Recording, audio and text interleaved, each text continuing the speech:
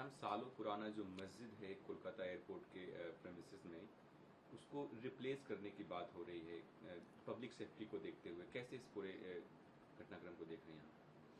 देखिए, सबसे पहले अहम बात है, एयरपोर्ट के अंदर वहाँ पर रनवे के बिल्कुल पास जो कोई भी कोलकाता से उड़ान भरते हैं कहीं भी जाने के लिए, उनको दिख जाएगा ये कि एयरपोर्ट के रनवे के बिल्कुल पास सामान्य आदमी आके भी वहाँ पर नमाज अदा कर सकते हैं।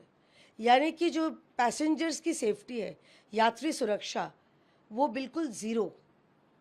तो इस बात को मुद्दा नज़र रखते हुए हमारी सरकार ने ये डिसीजन लिया है कि वो जो मस्जिद है उसको हटाया जाएगा, शिफ्ट किया जाएगा।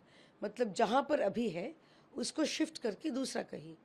तो इसको लेके जो यहाँ के जो मुसलमान इमाम है या संप्रदाय है वो कुछ नहीं बोल रहे। उनको भी ये बात ये लगा कि ठीक है, अगर सेफ्टी की बात है तो हम लोग भी मानने की तैयार है, क्योंकि ये तो महज एक जगह से दूसरी जगह लेके जाएगी। लेकिन ये छोटी सी ये जो पदक्षेप बोलिए या स्टेप बोलिए, ये पिछले कोई सरकार नहीं ले पाई। पहले कांग्रेस की सरकार थी, उसके बाद वामपंथियों की सरकार थी, उसके बाद तृणमूल की सरकार थी, लेकिन कोई सरकार यात्री सुरक्षा के मामले को ध्यान में रखते हुए उन्होंने स्टेप नहीं लिया। क्योंकि उनके लिए उनको लगा था कि उनका जो वोटर है, जो समुदाय से उनको वोट मिलता है, वो नाराज हो जाएंगे। तो इतना अपीजमेंट, इतना लेवल पे चल रहा था कि ये कदम किसी ने उठाने का हिम्मत नहीं दिखाया। लेकिन मैं धन्यवाद जताना चाहूँगी सम्मानीय मुख्यमंत्री शुभेंदु अधिकारी जी का, जो पावर में आने के बस 2 महीने के अंदर ही ये स्टेप ले लिया उन्होंने, और ये कार्रवाई होने दिया। क्योंकि ये तो एयरपोर्ट अथॉरिटी का ये है, जगह है। पिछले सभी सरकार के मुख्यमंत्री होने नहीं दे रहे थे, तो हमारे आदरणीय मुख्यमंत्री जी वो होने दे रहे हैं। धन्यवाद जताती हूँ। मैम, केएमसी में डिलिमिटेशन के बाद बढ़ जाएगा? ये एक तरीके से अच्छा है, क्योंकि यहाँ पर केएमसी में एक एक वार्ड का जो पॉपुलेशन बोलिए, जो संख्या है, उसमें एक पार्षद से पूरा वार्ड अच्छी तरह से संभाल पाना मुश्किल होगा। तो इसीलिए ये सरकार ये जो डिसीजन लिया है ये स्वागत है। और दूसरी बात ये है, देखिए, बहुत सारे और भी शायद 60 लोगों को मौका मिल जाएगा चुनाव लड़ने के लिए। तो दोनों तरीके से देखिए तो अच्छा ही है। शुभेंदु अधिकारी ने जो सीएम है, उन्होंने कहा है कि जो 100 करोड़ से ज़्यादा इन्वेस्ट करेगा बंगाल में, उसके लिए सिंगल विंडो क्लियरेंस की व्यवस्था उपलब्ध होगी। तो कहीं ना कहीं इन्वेस्टर्स को इनवाइट कर रहे हैं कि आप ज़्यादा से ज़्यादा इन्वेस्ट करें और सुरक्षित इन्वेस्ट करें।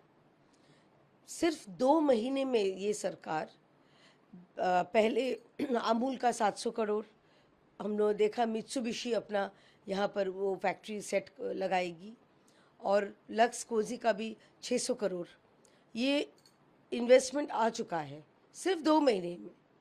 तो अब सोच लीजिए कि अगले 10 महीने बाकी हमारी सरकार की 1 साल की, तो इसमें कितना इन्वेस्टमेंट आएगी। और इन्वेस्टमेंट के लिए हमारी सरकार बहुत सीरियस है।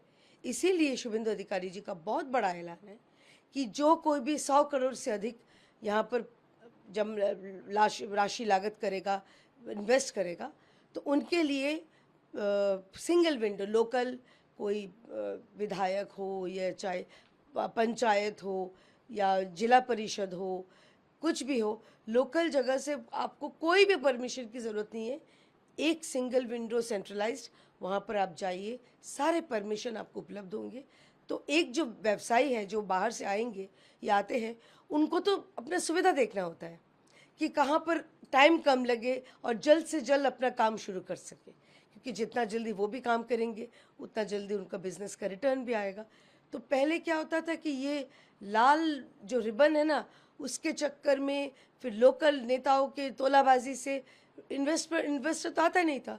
और पश्चिम बंगाल में इन्वेस्टमेंट के नाम पे चॉप शिल्पों, कोचुरी शिल्पों, मोमो शिल्पों, ममता बनर्जी ने ये भी बोल दिया कि काशफूल का जो बालिश है, काशफूल है, उसके बालिश बनाओ, तकिया, बालिश यानी तकिया बनाओ। तो ये हो गया, मतलब यहाँ पर मजाक बन के रह गया था इन्वेस्टमेंट। तो अब सीरियस इन्वेस्टमेंट आने की बारी है। स्वागत करते हैं सभी इन्वेस्टर्स का। एंटी सोशल बिल जो है आज से पूरे बंगाल में कहीं न कहीं लागू हो जाएगा, कैसे देख रही है? ये बहुत ज़रूरी था, समय की मांग थी, और जिनको लग रहा था कि कोई भी गुंडागर्दी करके, कोई भी तोड़फाड़ करके, कुछ भी करके वो निकल जाएंगे, उनका बाल कोई नहीं बांका कर सकेगा, उनका वहम टूट चुका है। क्योंकि ये तृणमूल सरकार नहीं है, भारतीय जनता पार्टी की सरकार है। जो सरकार जो लोगों के साथ, सरकारी संपत्ति के साथ तहस नहस करेगी, उसके खिलाफ सख्त से सख्त कार्रवाई हो जाएगी। और सिर्फ ये तोड़फाड़ की बात नहीं है, हमने देखा था मोथाबाड़ी के वक्त कि एक जो चुनावी ऑफिसर्स थे चुनाव कमीशन के, उनको कैसे घेर रखा था, कैसे दंगे की उकसाने की बात की गई थी।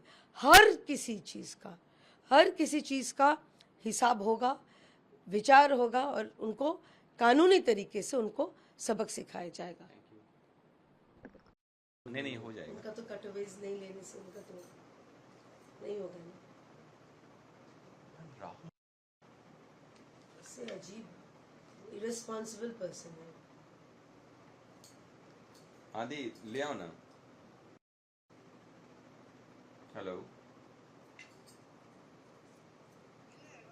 हाँ लेंगे थोड़ा सा। चा बॉशा जा हो गया, ले लिया कटवेज। कत